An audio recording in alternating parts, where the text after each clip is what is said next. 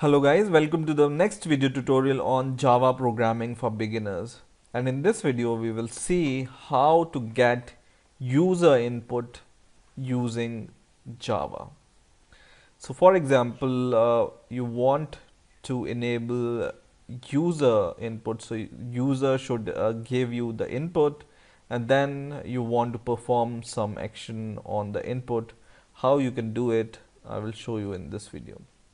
So there is a special class in Java called scanner which enables us to take input. So we will define scanner, which is a class, or you can say this can be a data type, and then I can define a variable for this data type or instance is equal to new scanner, and it takes some input. And what input it takes? So to give the output on the console, we write system dot out, right? We have seen in the last videos. And to take input, we give system dot in. Okay. So this code will enable us to take the input from the user. Now, for the first time when you write this code, you can see a red squiggly line below this scanner. So this is because we need to add this class in our project or in our project file. That's why it's showing error. So when we compile this program, it will give us error.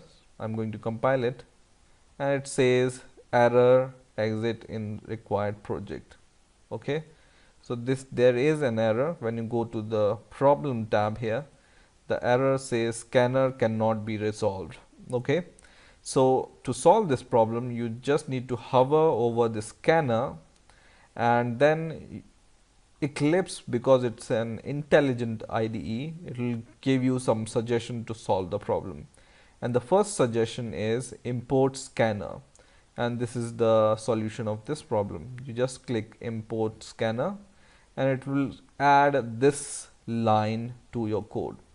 And this line is nothing but it's importing the scanner class, which is already defined in Java. So this is provided by Java to you, which helps us to take the scan from the input from the user, right? So you don't need to even write anything. You just hover over this and click the first option and this will be added. Okay, now there will be no error. You see, there is no error right now. Okay, now to show what input the user has given, you can tell a user that you system. So we will write system dot out dot println, and in the brackets we can ask the user enter some number. Okay, and then in the next line we will define a variable. We have seen how to declare a variable in the last video. So for example, int user input number. This is the variable name. This is long, but it explains the use of this variable, right? And then you just need to use this scan object, which is this one, small scan, and then you just need to paste it here. Then just write dot, and when you write dot, it will give you some suggestions, right? And we are looking for taking a number as an input because this is integer, right? So we are interested in taking numbers as an input. So just search for next int. Okay, next int, and then just give this semicolon here, and in the next line we are just going to print the value. So we will just print the entered value is the entered value is, and then you can just print the value, right? So you can just write print. I haven't told you what is the meaning of this print, system.out.print without Allen. Then this will just print your output without breaking the line. Okay, so just copy this variable from here and paste it here, and now I'm going to run this program, and now you can see the output here is enter some number. So we will enter some number, for example 1000. So we have given this user input, so it's asking the program is asking the user to enter some number. So we have entered this number 1000 and press enter, and it says the entered value is 1000, which is printed by these two lines. Okay, in the same way you can rerun this program, and once again you can give some number, for example some random number, and press enter, and it says the entered value is this.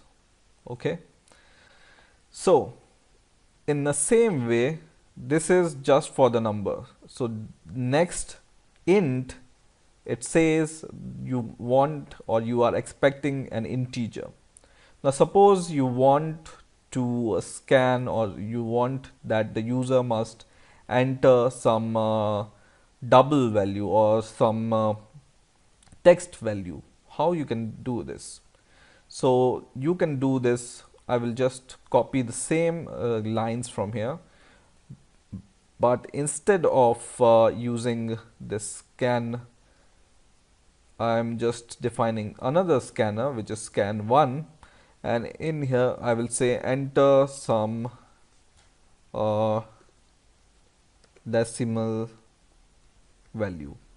Okay, and then I will just change it to double, and in here whenever you are expecting double value, user input double, then you need to change this function. So you need now expecting double value, so scan dot next double. Okay, so whatever you are expecting from here, you need to ensure that next, after next, this name comes here, right? So right now you are expecting the double value. Okay, so what we are doing in this code, first we will ask for a number, then we will ask for the double value, and this scan should be changed to scan1, right? We will compile the program, and first it says give the number. I will give number 4222, and it says the entered value is 422, and then it says enter some decimal value. So I will enter some decimal value 145.1523, for example, and press enter, and it says entered value is the same, right? So in this way you can take double as an input. Okay, now for example you want to take some text input. Okay, so to take a text input, what you need to do is you need to define here string, and a string is a data type which takes a string. String means the array of characters, right? and in here you just need to change it to scan dot next line. So we are expecting a line from the user this time, and please enter some string, and the entered string is okay. So string means some kind of text we are expecting from the user. Okay, and this also we can change it to string, and the variable name here also we will change as string. Now when we run the program, here the program says please enter some string. We will enter hi there, how are you, for example. This is a string, and press enter, and it says the entered string is hi there, how are you, right?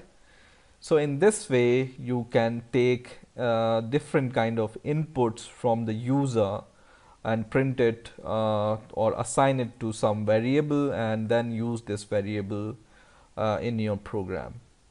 In the same way, in the place of this next line, there can be different function which can call float. Next float is there.